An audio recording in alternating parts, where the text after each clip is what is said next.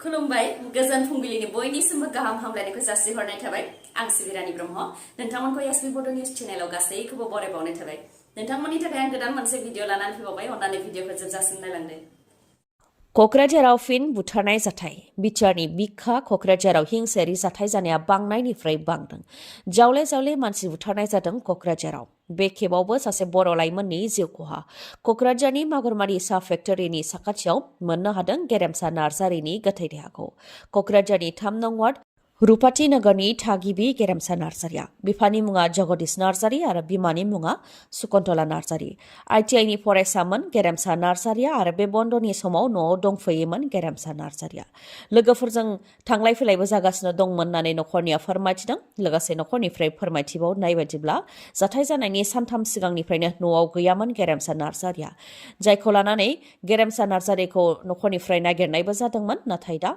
गेरेमसा नार्जारिनि गोथै देहाखौ मागुरमारियाव मोननो हादों होननानै फोरमायथिदों जायखौ बुथारनायनि सन्देह खालामदों नखरनिफ्रा मानोना गेरेमसा नार्जारिनि खर'आव गेरेबनाय खाफालाव बुनायनि दागो गोदोनायाव गोदोना सेरनायनि दागो उदैयावबो सुनायनि दागो दं होननानै फोरमायथिदों बेनिखायनो सोरबा सुबुङा गेरेमसा नार्जारिखौ बुथारदों होननानै नखरनिफ्रा दाबि दैखांदों आरो जाथायनि सायाव जाहाथे थार बिजिरनाय जायो बेनि थाखायबो दाबि दैखांदों ओजोंहाय फिसाज्लानि बेबायदि थासारिखौ नुनानै बोदोर जादों गेरेमसा नार्जारिनि आंगो बिमाया आरो दुखुजों मेगनाव मोदै फुगारदों बेटारि रिक्सा सालायनायनि हेंथा सरकारा जि राहा लादों बेखौ बोखांनानै लाफिनाबा बेटारि रिक्सा सालायग्रा गौथुमनि गासैबो बिपिएफ दोलोआव जयेन जागोन बिहुमखिखौ होदों बेटारि रिक्सा सालायग्रा गौथुमा फोरमायथिनो गोनांदि बेटारि रिक्सा सालायनायनि सायाव क'क्राझार जिल्लायाव माखासे नेमखान्थि फोसावदोंमोन बेखौ लानानै थाद'नाय गैयै खुद्रिदों बेटारि रिक्सा सालायग्रा गौथुमा माहारियारि राजा लामायाव बेटारि रिक्सा सालायनायखौ हेंथा होनायनि अनगायैबो माखासे हेंथाफोर फोसावदों बेखौ लानानै खुद्रिदों बेटारि रिक्सा सालायग्रा गौथुमा आरो सरकारा फोसावनाय बे नेमखौ जानुवारि दाननि गेजेराव बोखांनानै लाफिनाबा क'क्राझार बेटारि रिक्सा सालायग्रा गौथुमा बिपिएफ दोलोआव हाबगोन होननानै रोखायै बुंथिदों बेनि अनगायैबो गासै आसामनि बेटारि रिक्सा सालायग्रा गौथुमाबो बिजेपिआव थायालासे गुबुन दोलो जेरै कंग्रेस दोलोआवबो थानो हागौ होननानै बुंथियो बिथांमोना सरकारा राजखान्थि भाबै दादागिरिब्ला आरो बेटारि रिक्सा सालायनायनि हेंथाब्ला जोंबो राजखान्थि भाबै राहा लानो गोनां जागोन होननानै बुंथियो बेटारि रिक्सा सालायग्रा गौथुमनिफ्राय आरो फैगौ लकसभा बिसायख'थिनि सिगां बिजेपि दोलोआव थायालासे गुबुन गुबुन राजखान्थि दोलोफ्राव थांनो हागौ होननानैबो बुंथियो बिथांमोना लोगोसे बुंथिबावदि आसाम सरकार आरो बिटिआर सरकारा रायजो राजाफोरनो राहा होनो हायाबा फिसा फिसा खामानि मावनानै जाग्राखौ हेंथा होनो नाङामोन मानोना गोबां बेटारि रिक्सा सालायग्राफोरानो दुखुथिया नखरनि सोरबा मोसौ फाननानै बेटारि रिक्सा बायदों जायनि किस्तियाबो जागासिनो दं आरो खायफा एनडिबिआव थांनानै गासैबो हा हु फानजोबनांदों खायफा आथिं लेंग्रा जायनि थाखाय खामला मावनानै जानो हाया बिथांमोनहा बेटारि रिक्सा सालायनानै गरसे गरनै रां आरजिनानै नखरखौ सालायो बेखौबो जुदि मेगन सायोबा आरो हेंथा होयोबा बेबायदि सरकारखौ नाङा होननानै बुंथियो बिथांमोना बेनि अनगायैबो बिटिआरआव इउपिपिएल सरकार फैनायनि उनाव जेंनाफ्रा सुस्रांजानोसो नांगौमोन नाथाय मोनफानि उनाव मोनफा जेंनासो जादों अब्ला बेबायदि सरकारखौ जोंनो नाङा होननानै खुद्रियो बेटारि रिक्सा सालायग्रा गौथुमनिफ्राय बोसोरनि दिनै जोबथा सान अदेबानि 2023 मायथाइनि दिनै जोबथा सान गाबोननिफ्रायनो गोदान बोसोर जागायजेनगोन गोदान बोसोर जानाय लोगो लोगोनो मोजां खौरां होगोन होननानै मिथिहोदों बिटिसिनि गाहाय प्रमद बर' बिथाङा लाइमोनफोरनि थाखाय 6,000निबो गोबां साख्रिनि फोसावथाय होगोन होननानै बुंथिदों प्रमद बर' बिथाङा बुंथिदों दि एलिमेन्टारि स्कुलाव 1,216 फोरोंगिरि पस्टनि थाखाय सेकेन्डारि स्कुलाव 1,664 फोरोंगिरि पस्टनि थाखाय आरो हायार सेकेन्डारियाव 141 साबजेक्ट टिचारनि थाखाय फोसावथायखौ होगोन बेनि अनगायैबो थार्ड आरो फोर्थ ग्रेडआव गासै 3,000नि गोबां पस्टनि फोसावथाय होगोन होननानै बुंथिदों प्रमद बर' बिथाङा बेनि अनगायैबो 16 जानुवारिनिफ्रायनो बिटिआरनि गासैबो मावख'खौ अफिस अदेबानि 100% इन्टारनेट खालामगोन होननानैबो बुंथिदों प्रमद बर' बिथाङा लोगोसे मागो दमासिनि उनाव गोदान बिथांखिफोर लाबोगोन होननानैबो फोरमायथिदों प्रमद बर'आ बेनि अनगायैबो बिटिआरनि गंजि फरायसालिमाफोरखौ सोरखारि खालामनायनि अनगायैबो थालांनाय फरायसालिमाफोर हायार सेकेन्डारि हाइ स्कुल आरो एलिमेन्टारि स्कुलखौ प्रभिन्सियेलाइज खालामनो थाखायबो गिबि मन्थ्रि बिथाङा खोथा होदों होननानै फोरमायथिदों प्रमद बर' बिथाङा शिबसागरनि थागिबिफोरनि थाखाय गाज्रि खौरां क'क्राझाराव सेक्सन 144 फोसावनायनि उनाव शिबसागराव 144 फोसावदों।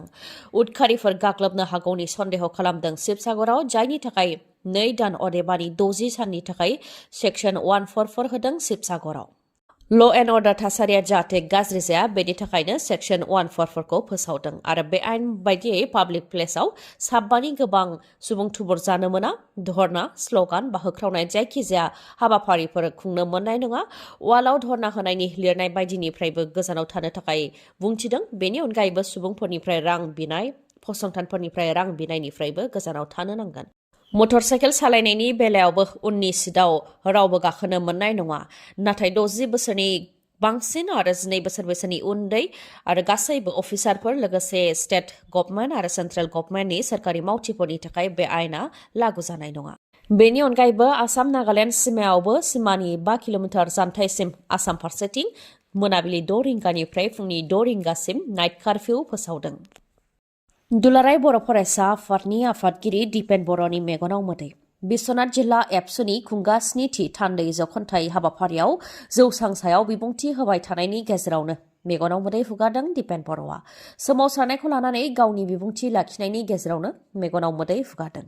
जुदि एनडिएफबिआ बै समाव गोख्रों थानाय समाव गोरोबथा खालामनायमोनब्ला बांसिन मोनगौमोन जानो हागौ होननानै बुंथि बिथाङा। लोगोसे बुंथिबावदों दि गुबुन गुबुन हादरावबो सोमावसारनाय जादों, जोंनियावबो जादों। बर'फोराबो सोमावसारनानै भारत सोरखारखौ सिगिदों आरो भारत सोरखाराबो गिया नङा गिदोंमोन होननानै बुंथियो आरो बै समाव एनडिएफबि आरो आलफाया गोख्रों थानाय समाव गोरोबथा खालामनायमोनब्ला बांसिन मोनगौमोन जानो हागौ, जों आलादा रायजोखौनो मोनगौमोन आरो बर'फोरनि गासै जेंनायानो सुस्रांजागौमोन होननानै बुंथियो। नाथाय जेब्ला जों लोरबां जादों अब्लासो गोरोबथा खालामनो सानदों होननानैबो बुंथियो दिपेन बर' बिथाङा। लोगोसे एबसुनि नाजानाया माब्लाबाबो थाथ'नाय नङा होननानैबो बुंथियो दिपेन बर' बिथाङा। लावखार ओंखाम जानो थाखाय थांनायाव गंसे बास बेलथायदों, जायजों जायगायावनो 2 सुबुंनि जिउ खहा जादों आरो 55 सुबुङा जोखोम जादों। बेनि मादाव 6 सुबुङा गोब्राबै जोखोम जादों। मोनसे प्राइभेट कम्पानिनि मावथिफोरा बोसोर गोदानखौ बरायनो थाखाय गंसे प्राइभेट बासजों थांदोंमोन। बेयावनो पुनेनि मानगावनि राजा लामायाव फुंनि 7 रिंगायावनो बास जाब्रबथाय जादों। लामा गिदिंनायाव बासखौ सामलायनो हायैयाव बासआ बेलथायदों, जायजों जायगायावनो 2 सुबुङा जिउ खोमानो गोनां जादों आरो 55 जोखोम जादों। दावबायारि बिथांमोनहा रायगढ़ जिल्लानि हरिहरेश्वर फारसे थांगासिनो दंमोन। बेयावनो बे जाब्रबथाया जानो मोन्दों। गोजोन्थों खौरां। बे गोजां बोथोरनि समाव नोंथाङा मटर साइकेल बा स्कुटि बायनो सानदोंबा नोंथांनि थाखाय गोजोन्थों खौरां। चिरां जिल्ला काजलगावनि एमएमएच अट' हन्डा श'रुमा नोंथांमोननि थाखाय बायदि बायदि अफार लानानै फैदों। गोथार बर'दिन सानजों लोब्बा लाखिनानै नोंथांमोननि थाखाय गेदेर अफार होदों एमएमएच अट' हन्डा श'रुमा।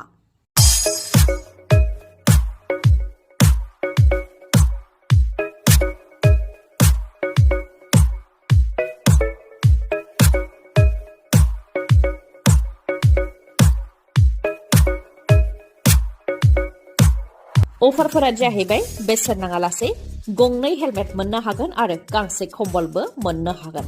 जायखिजाया मटर साइकेल बा स्कुटिखौ बायोबानो बे अफारखौ मोननो हागोन नोंथांमोनहा। मिथिहोबावनाय, नोंथाङा जुदि गोजाम मटर साइकेल बा स्कुटिखौ सोलायनानै गोदान मटर साइकेल बा स्कुटि बायनो सानदोंबा बेनिबो खाबु दं बे श'रुमाव। लोगोसे डाउन पेमेन्टआवनो मटर साइकेल बा स्कुटिखौ नोंथाङा मोननो हागोन। गोख्रैनो नोंथाङा बेफोर खाबुखौ लादो, नङाबा बेफोर खाबुआ बारा गोबाव समसिम थानाय नङा। 25 डिसेम्बरसिमल' थागोन बे खाबुआ। आबुङै मिथिबावनो थाखाय 9101037416 नङाबा 8720957824 बे नाम्बाराव कल हरनानै खौरां लाहरनो हागोन। दिनैनि भिडिअआ एसेनोसै। गाबोन आरो गोदान भिडिअजों लोगो मोनफिनबावगोन। नोंथाङा दासिमबो आंनि चेनेलखौ साबस्क्राइब खालामाखैबा अन्नानै साबस्क्राइब खालामदो, लोगोसे लाइक, कमेन्ट आरो शेयार खालामनो दाबाव। गोजोन्थों।